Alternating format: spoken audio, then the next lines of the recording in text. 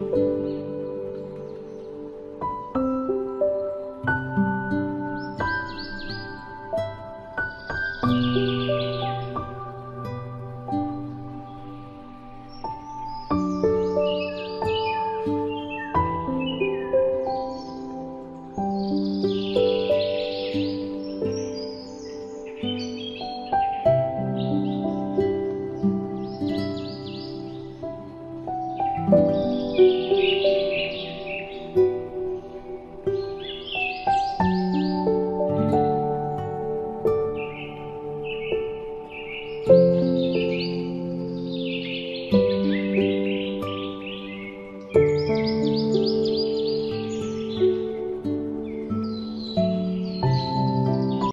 as we have discussed in previous lessons, we get our cut and speed from our tooling manufacturers.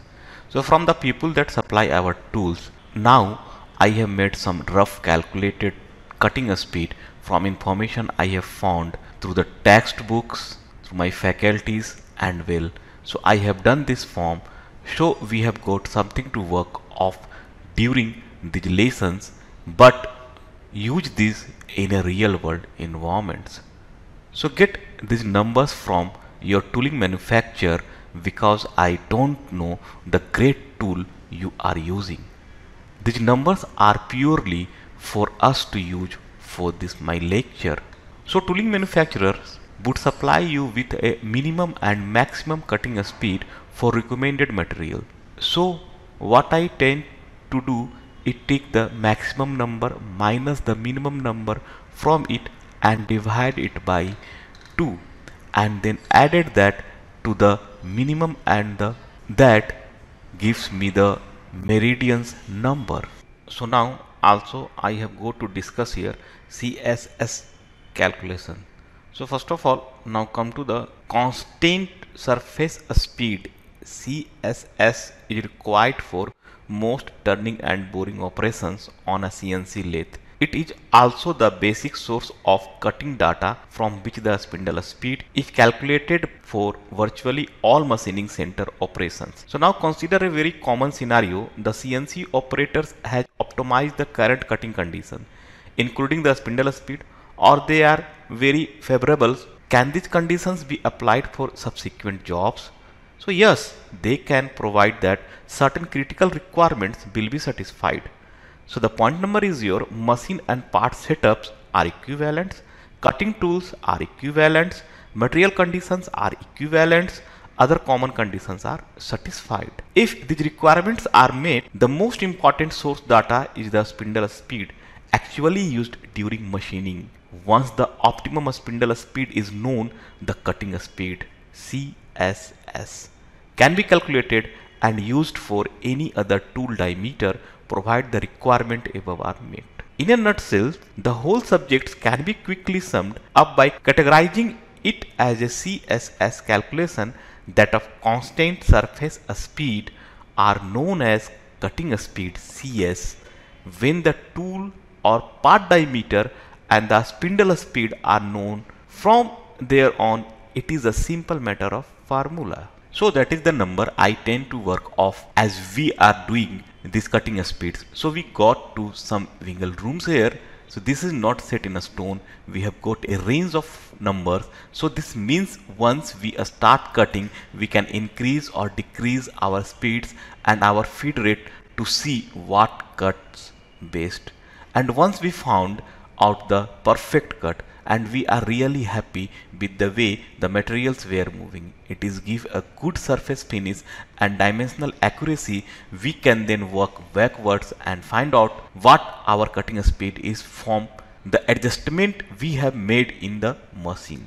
And that is what this lesson is about. We are going to look at ways of calculating our cutting speeds when we know all the other informations available, and we would use this once the machine is running and we have treated our feed rate so it is absolutely perfect, and then we work backwards from the values that we have to work out our cutting speeds. So again, our initial cutting speed would always come from the manufacturer, and then we would work backward once we have treated it a little bit to find out what the exact cutting speed is that we required for a perfect cut.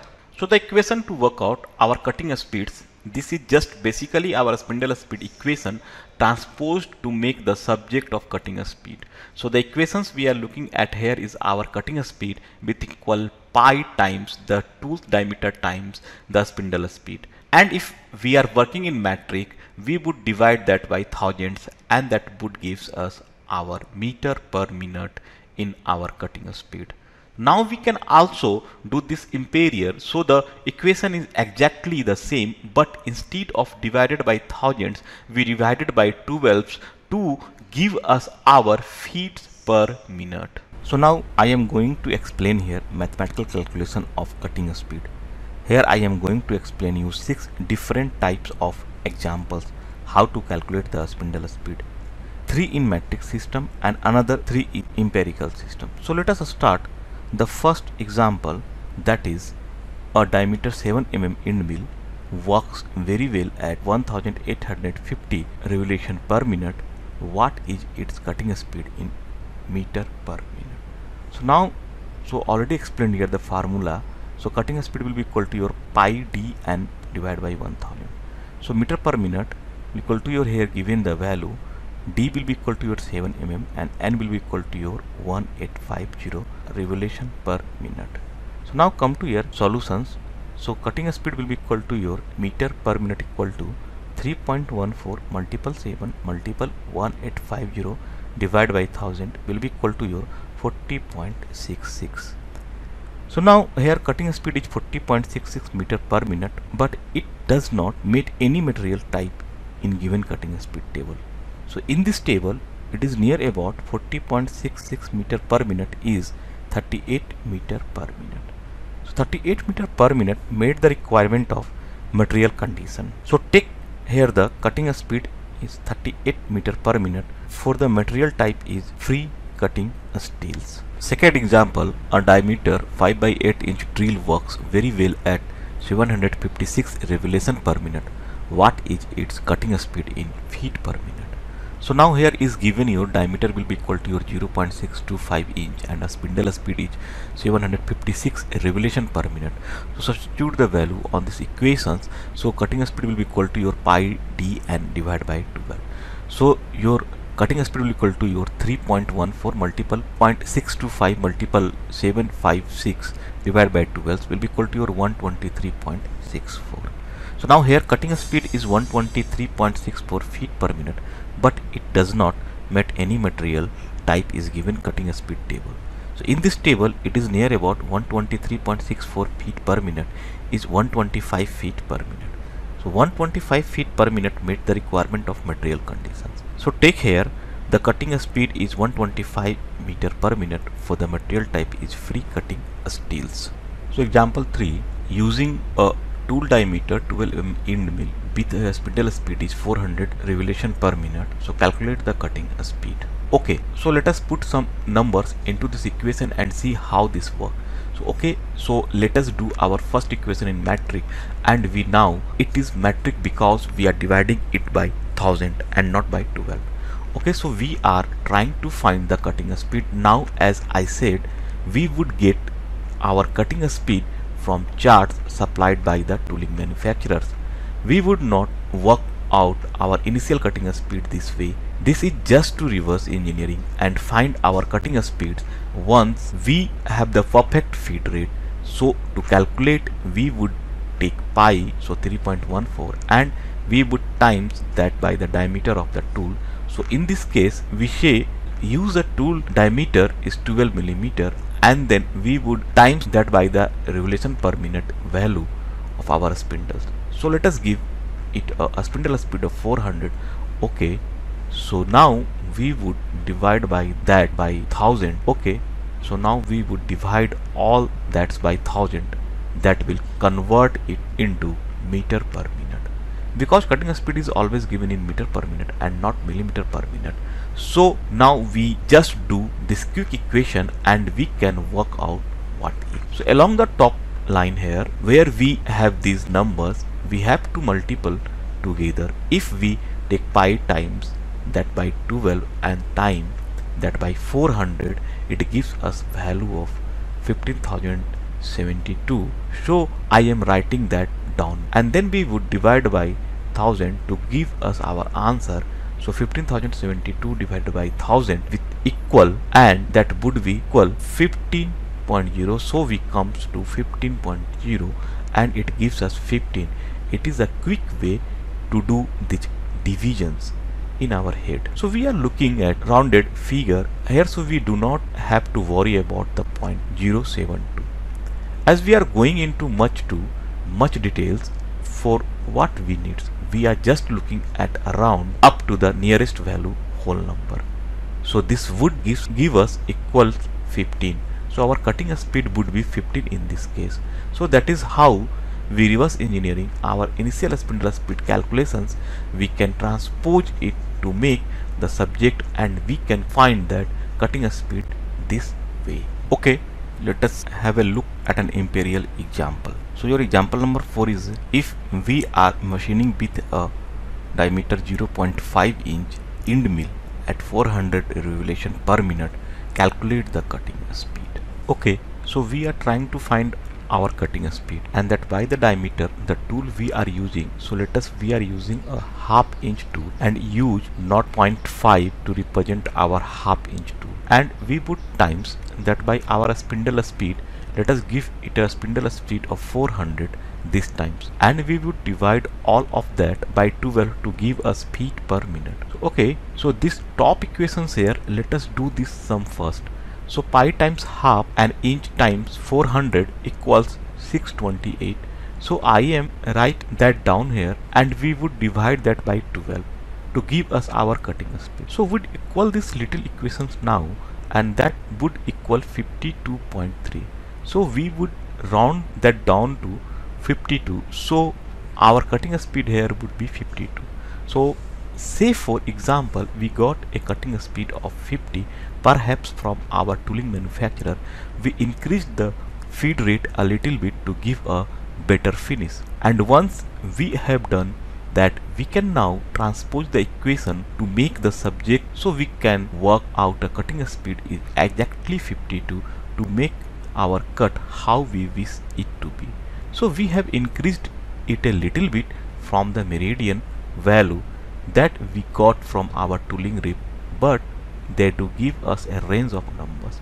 So it is not said in stone, they would say perhaps a range between 40 and 60, and we would work out the best in that range of suit our needs. Okay, let us have a look at a metric example. So we are looking to calculate our cutting speed, and we would take pi is 3.14 again and times that by the diameter. That is all shaped for this case, that say a 1 inch, but we are working in metric, so that would be 25.4 mm.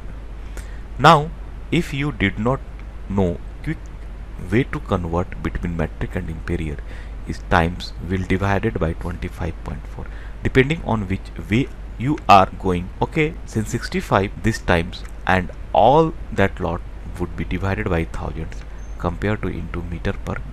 We do the sum on the top half of our equations here. It would gives us a value of 61,013. It would also be point free for here, but we don't need to go that accurate. So we are going to take off the point free from go work with whole numbers. So I am not going to worry about that. We are just going to keep the major number there are, then we are going to divide that by 1000. So if we take off 3 digits now, then we take off 3 digits, for now we are left with 61. So that is our cutting speed for that equations. And the another, so okay, let us do one last one in imperial. So we get to these equations very similar to the last one, just an imperial is not metric.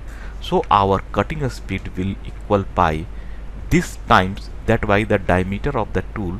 So we use 25.4 millimeter last time, so we use the same value this time but imperial. So we are calling it 1 inch, and then we would times that we by our spindle speed, and we would give it a spindle speed of 765, and we would divided that by 12 to convert it into feet per minute. Okay, so there is some along the top of our equations here with equals 2402.1. Yes, I just use my calculator for this and we divided by 12. Okay, that is now we come to quickly doing this. Now we would divide all that by 12 and that would equal 200. So our cutting speed would be 200, in this case 200 feet per minute. Now to be more accurate, the number the calculator have give me does come with 3 digits after the decimal points, but we don't need to worry about that because our cutting speed needs to be a whole number and not a decimal number. So we can just remove that around the nearest one. So that is how we work out our cutting speeds backward. Once we know our tool diameter, our spindle speed, we can then work out what the cutting speed should be. So the major benefit of using these methods is a significant reduction of time spent at the CNC machine, usually required to find and fine-tune the optimum spindle speed during setup or part optimization.